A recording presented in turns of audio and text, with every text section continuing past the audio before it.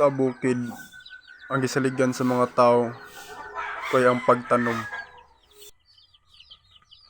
Uwan og init ang gisagubang bisag unsa kalisod kayanon para makakaon ang pamilya.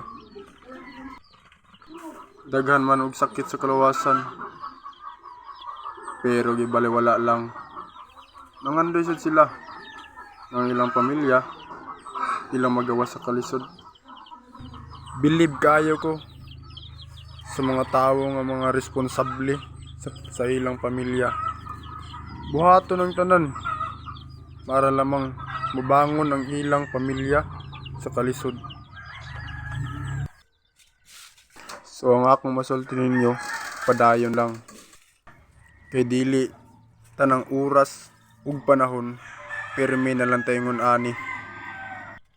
Dapat kamo ta magagad sa mga grasyang ihatag sa atong Ginoo. Pagkugi lang sa pagpangitag panginabuhi. Ayaw pagpawagtang og pag-asa or paglaom. Pagpadayon lang sa bayilag pag-ampo ug pagpangayo sa atong dalaygon Dios. Kay dili kaniya talikdan, pirmi kanyang tabangan sa tanang kalisod nga imong magian.